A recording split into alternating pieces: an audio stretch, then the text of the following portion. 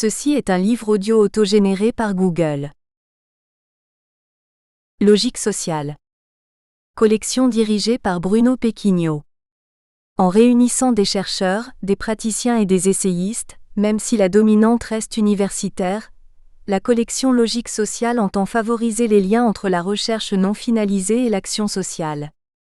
En laissant toute liberté théorique aux auteurs, elle cherche à promouvoir les recherches qui partent d'un terrain, d'une enquête ou d'une expérience qui augmente la connaissance empirique des phénomènes sociaux ou qui propose une innovation méthodologique ou théorique, voire une réévaluation de méthodes ou de systèmes conceptuels classiques. Dernière parution. 5 Perret, Augireau, M. Helbing, M. Battaglini, Les cantons suisses face au chômage. Fédéralisme et politique de l'emploi, 2007. Virginie Diaz, Commerce équitable, justice et développement, 2007. Géraldine Bouchard, Vivre avec la prison, 2007. Myriam Hashimi Alaoui, Les chemins de l'exil, les Algériens exilés en France et au Canada depuis les années 1990-2007. Isabelle Georges, Les opératrices du téléphone en France et en Allemagne, 2007. Emmanuel Plot, Quelle organisation pour la maîtrise des risques industriels majeurs, 2007. Pascal Lardelier et Michel Melot dire, Demain, le livre, 2007. Emmanuel Plot, Quelle organisation pour la maîtrise des risques industriels majeurs, 2007. Martine Buffiermorel, L'emploi du temps au féminin, 2007. Li Huazheng, Xiaomin Yang texte réunis par France-Chine, Migration de pensée et de technologie, 2006. Emmanuel Amougou, Les grands ensembles. Un patrimoine paradoxal, 2006. Gabriele Bunzel Ralil, Identité en conflit et transactions, 2006. Introduction. Cet ouvrage porte sur la relation entre les individus et le monde. En soi, je propose une évolution par rapport à la problématique de la sociologie classique, qui s'est avant tout préoccupée des relations entre l'individu et la société, cette dernière étant dans la pratique identifiée à un État-nation. Il était logique qu'il en soit ainsi au moment où la sociologie classique s'est constituée, lors du passage du XIXe au XXe siècle, à un moment où se posait un problème de stabilisation et de régulation des États-nations modernes. On peut dire que tous les sociologues de cette époque ont admis que la relation des individus, reconnue comme telle, délivrée du poids oppresseur des anciennes communautés, à la société globale supposait des institutions intermédiatrices et ou le partage d'une culture commune, qui permettent à un double processus de socialisation et d'intégration des individus de se mener. On avait donc en face de soi non pas une société à 2 couches, mais à 3, individus, institutions et culture, État-nation. Il y a eu, bien entendu, de très nombreuses manières de concevoir la relation des individus à la société globale, selon que l'on mettait l'accent sur l'un des pôles ou sur l'autre. Par ailleurs, une partie de la sociologie s'est engagée dans une autre voie, celle des interactions ou des actions réciproques entre individus, mettant l'accent sur le fait que ces actions réciproques produisaient de la société et appelaient des comportements sociaux qu'on ne pouvait pas réduire à l'observation, même critique, des règles émises par la société globale et les institutions régulatrices. Dans le présent ouvrage, je prends doublement distance d'avec cette double tradition sociologique.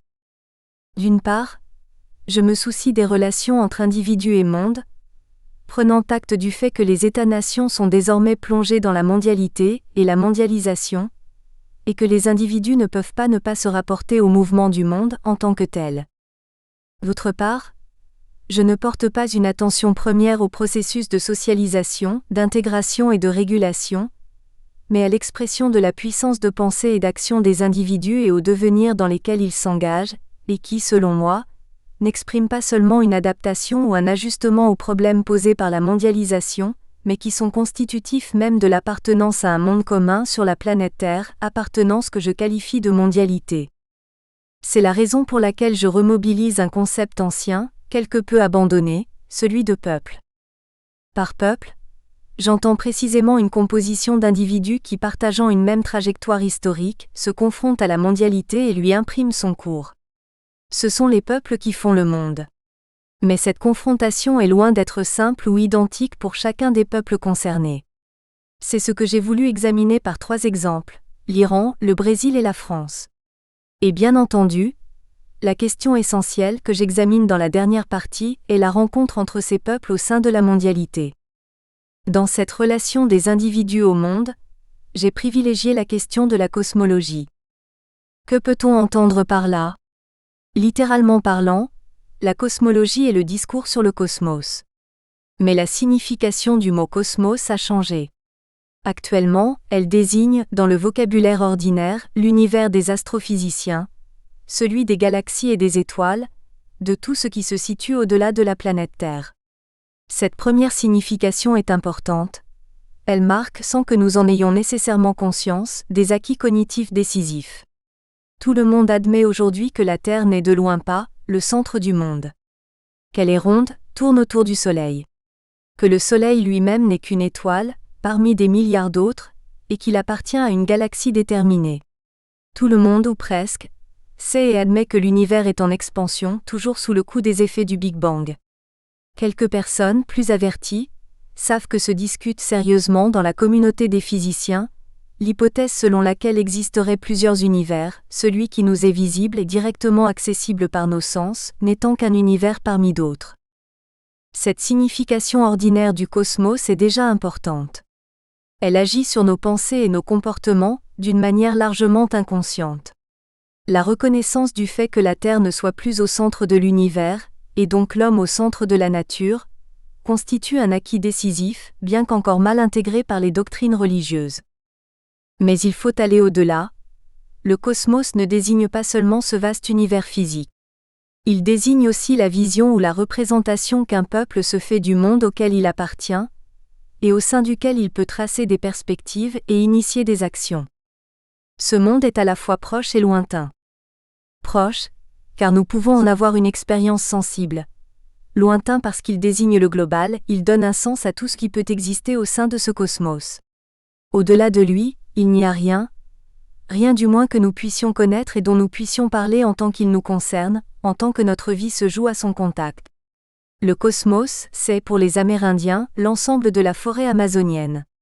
Pour les Parisiens, c'est la ville et sa banlieue, les échappés à la campagne mais replacés dans les nouvelles sur le monde, monde dont la connaissance reste confuse, essentiellement portée par les médias et quelques voyages touristiques, vus par sa facette occidentale, mais monde dont on sent confusément qu'il a désormais une importance décisive, qui apparaît plutôt comme un vide, un gouffre mal connu, une source d'événements imprévisibles.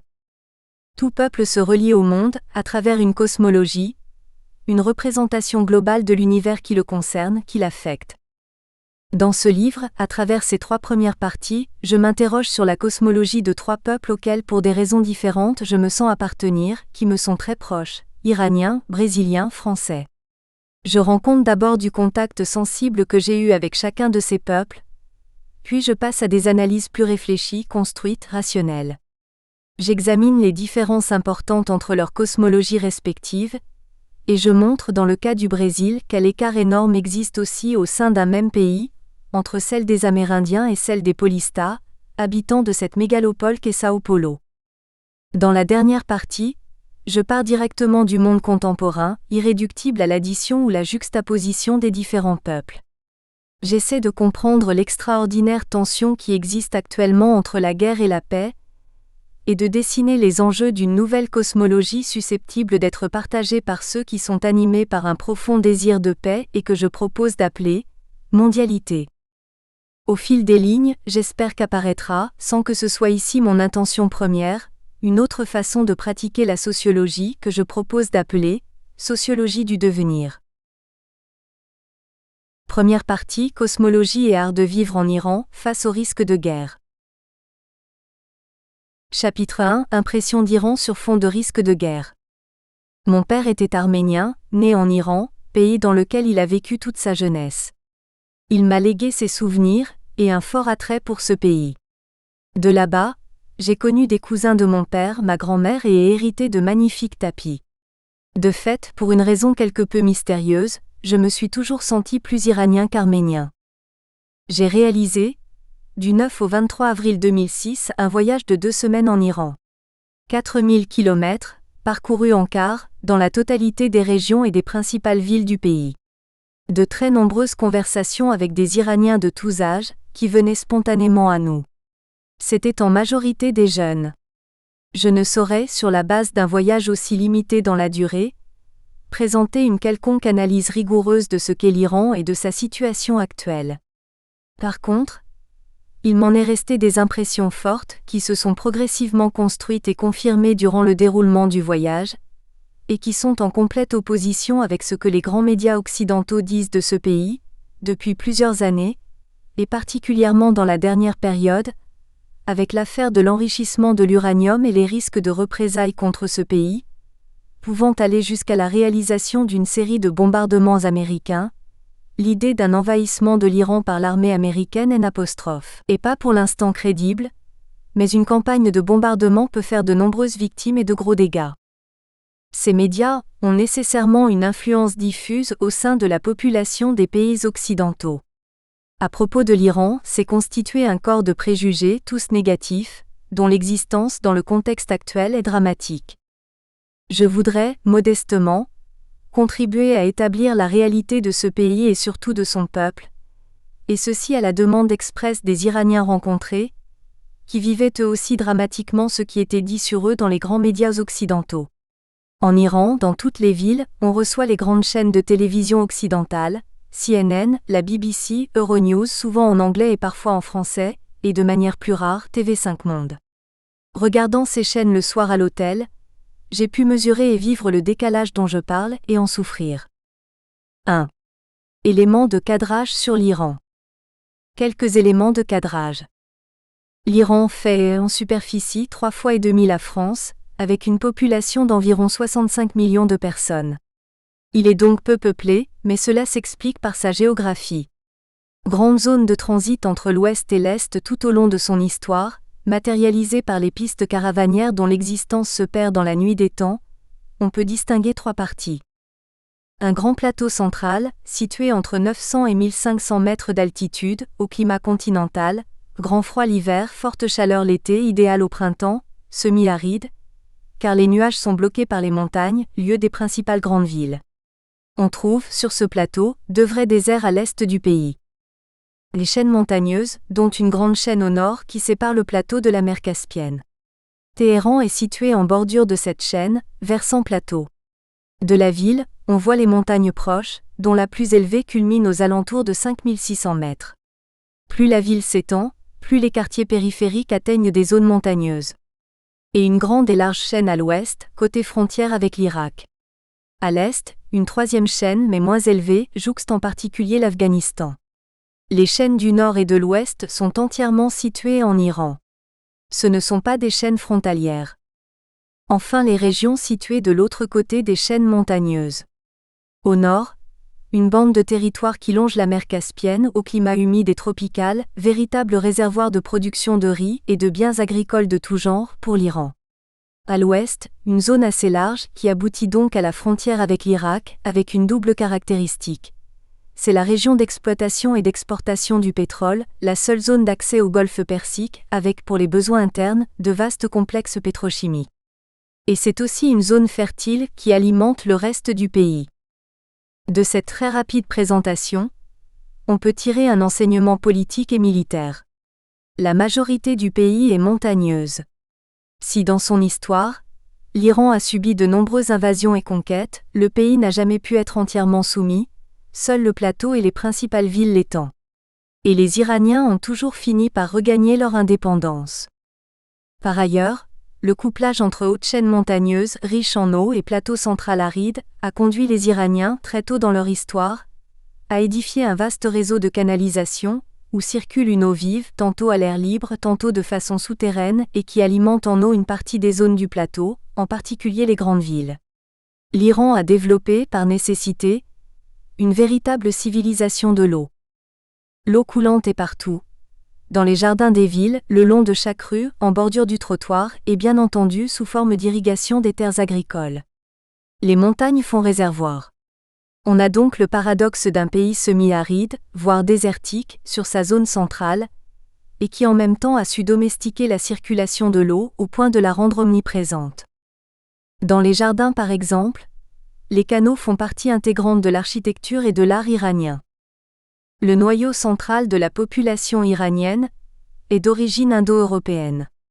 Au départ, il s'agissait de peuples de nomades originaires d'Asie centrale, qui se sont sédentarisés sur le plateau central autour de 2000 ans avant Jésus-Christ. On trouve les premières traces explicites des tribus mèdes et perses sédentarisées sur le plateau à cette époque. Elles ont engendré la civilisation perse, dont les Mèdes ont été les alliés, fournissant en particulier les combattants, civilisation dont l'apogée se situe entre 550 et 330 avant Jésus-Christ, à l'époque de constitution de l'Empire perse qui s'étendait de la partie ouest de l'Inde jusqu'à la Grèce, l'un des plus vastes empires qui ait jamais existé.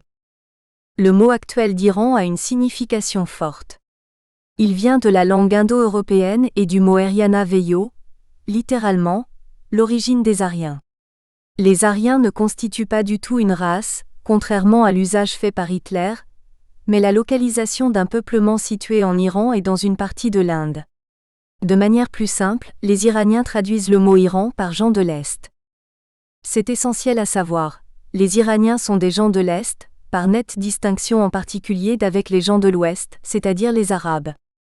L'histoire de l'Iran est jalonnée de conflits avec les gouvernements ou les empires arabes, en remontant jusqu'à l'époque de la Mésopotamie et en terminant par le conflit Irak-Iran.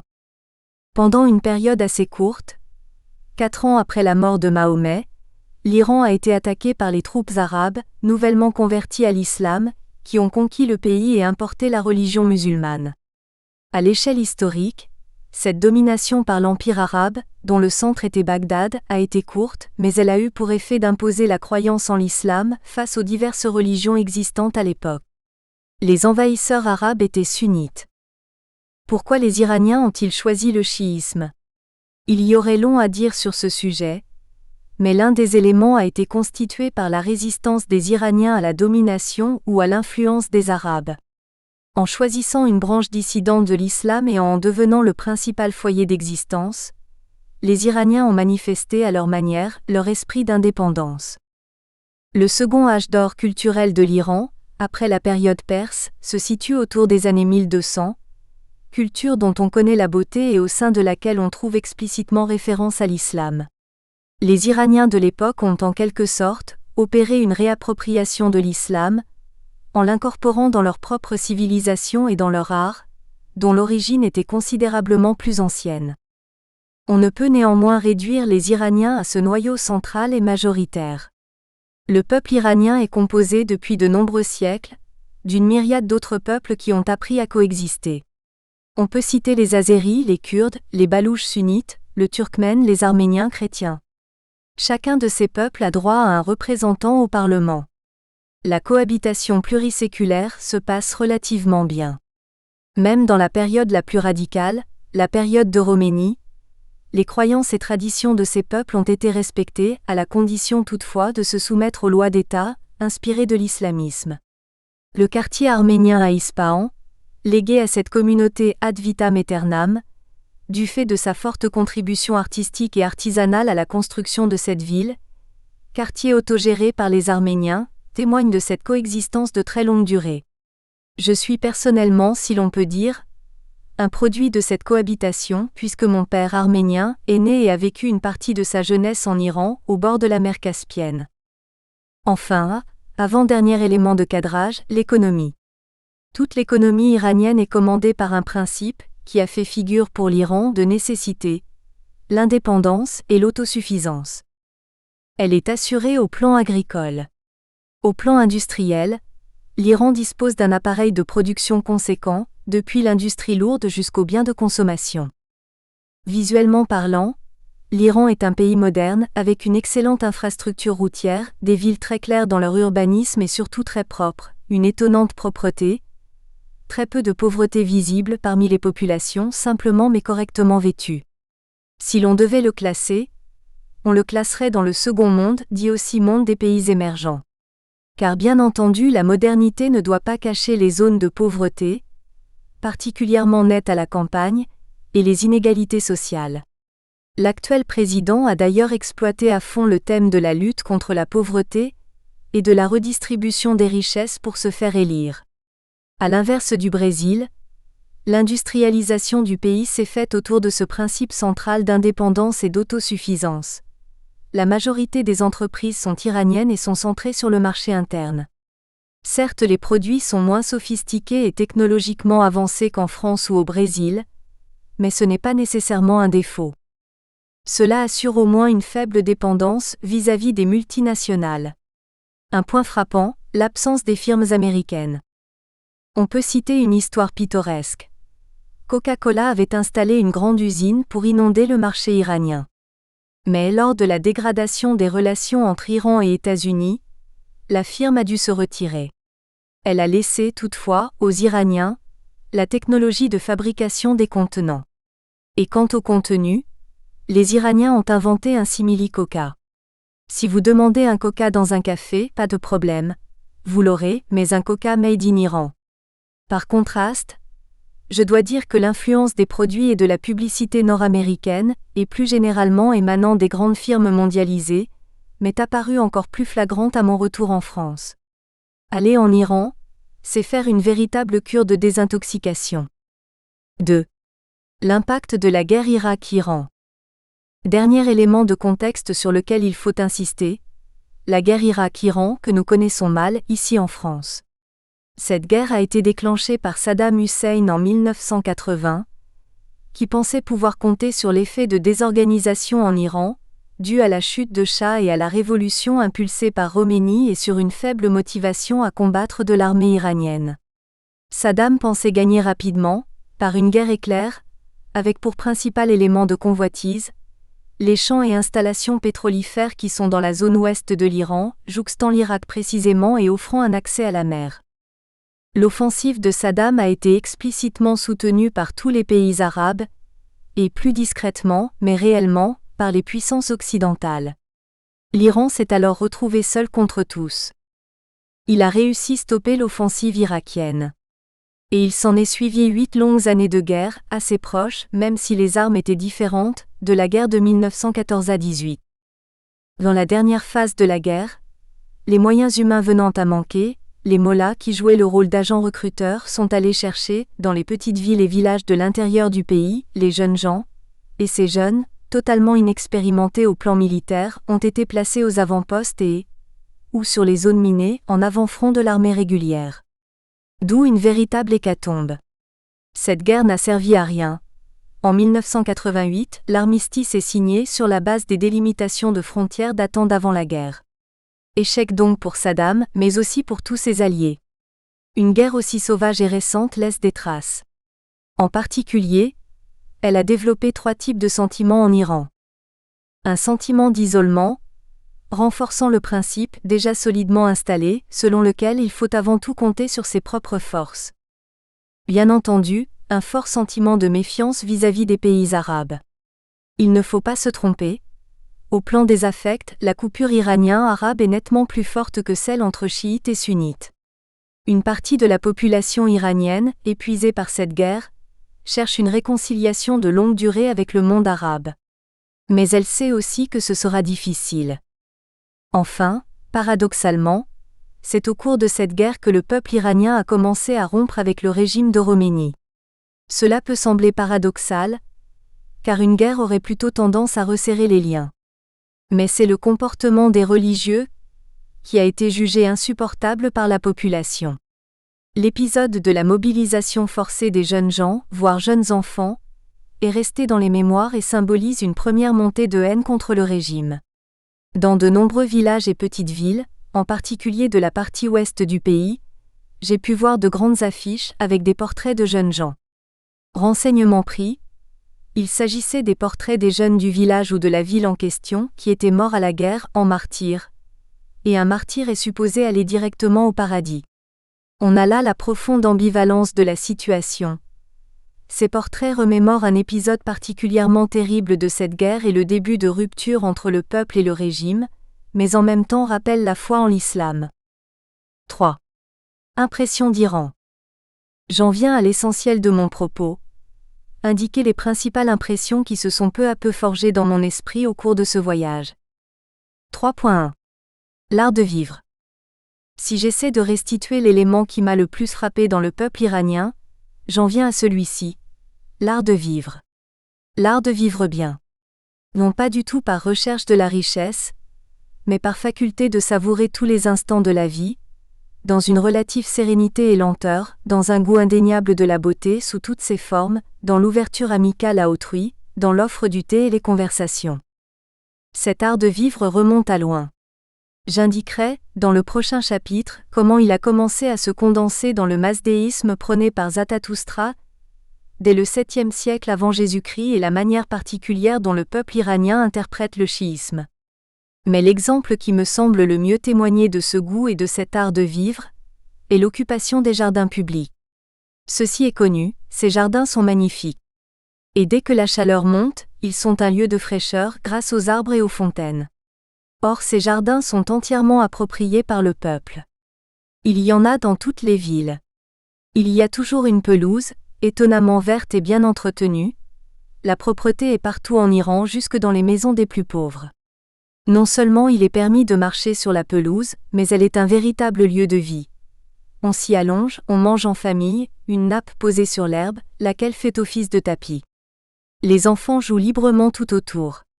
Les conversations se nouent. Certains jardins ont des sortes de cafés où l'on peut s'asseoir dans des divans, boire du thé ou du café, fumer du narguilé. Je ne suis pas ici dans l'anecdote, mais dans un élément essentiel de la vie des Iraniens. Pendant qu'en France, on se précipite devant la télévision, les Iraniens sont dehors, dans les jardins ou dans les rues. Dans cet art de vivre, j'inclus un goût pour la beauté, nullement réservé à des classes culturellement bien dotées, mais général. Tout Iranien aime ce qui est beau. Dans la plus petite maison, dans un village de l'intérieur, on trouvera un minuscule jardin parfaitement entretenu, une terrasse et des coussins. C'est sans doute l'art de la mosaïque et des miniatures persanes qui exprime le mieux ce goût, une beauté dans la finesse des motifs ou des traits, dans la géométrie des formes, dans l'assemblage des couleurs. Chez la moindre femme, même celles qui sont prisonnières d'un tchador, vous verrez s'exprimer une subtile coquetterie, la manière de souligner le contour des yeux ou de laisser des mèches de cheveux s'échapper. Je ne veux pas dire par là que tout le peuple iranien est artiste. Il serait absurde de le dire. Mais tous apprécient la beauté de l'art qui leur a été légué, et se l'approprient. Par exemple, l'immense place centrale d'Ispahan, sans doute un des plus beaux lieux du monde, est un espace de vie populaire, doublé par le bazar qui jouxte la place. Cette place est le paradis des enfants.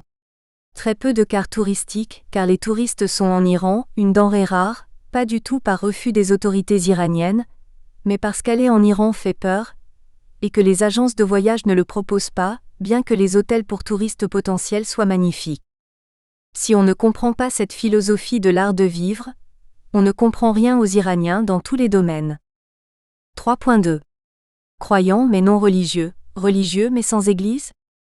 J'en viens à un élément qui figure au premier plan des stéréotypes concernant l'Iran. On croirait, au vu des certains reportages ou images, que les Iraniens sont un peuple largement aliéné par la religion, un peuple triste et fanatique, vivant au diapason de ses dirigeants.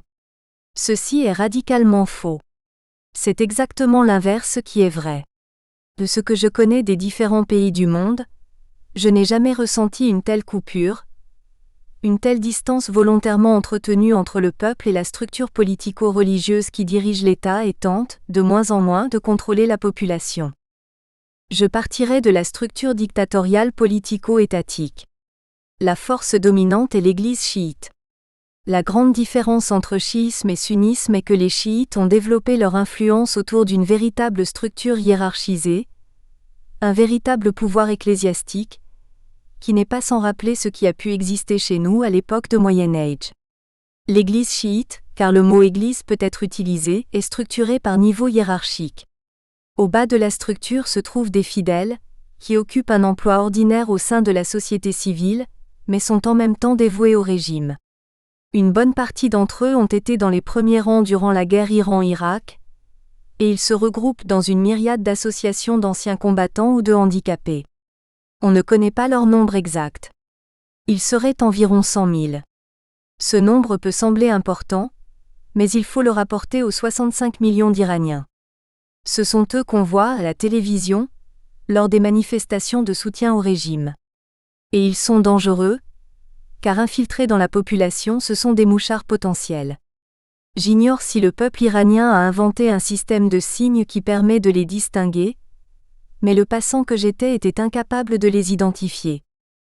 Juste au-dessus viennent les mollahs. Ils portent un vêtement caractéristique qui les identifie aussitôt. Les mollahs à turban blanc sont des mollahs ordinaires, choisis en général en fonction des années d'études passées dans les écoles coraniques. Les mollahs à turban noir sont censés pouvoir se réclamer d'une ascendance remontant à Ali, gendre de Mahomet et figure centrale de l'islam chiite. Les mollahs seraient quelques centaines, mais aucun chiffre fiable n'existe. Comme je l'ai indiqué, ils sont presque invisibles dans les lieux publics. En 2 semaines et 4000 km, je n'en ai vu que 3. Au-dessus des mollahs, les ayatollahs, strates supérieures, censés avoir poussé loin ses études et sa méditation coranique. On peut les assimiler à nos évêques. Je n'ai pas réussi à obtenir leur nombre. Parmi les ayatollahs, se distingue un groupe privilégié qui jouit d'un prestige encore supérieur, les grands ayatollahs. Ils sont une vingtaine. Leur caractéristique est que tous peuvent prétendre figurer dans la descendance directe d'Ali. Enfin, au sommet de la pyramide, le guide suprême, aujourd'hui Ali Khamenei, qui a remplacé... Nous espérons que vous avez apprécié cet aperçu. Pour continuer à écouter ce livre audio sur Google Play Livres, utilisez le lien dans la description de la vidéo.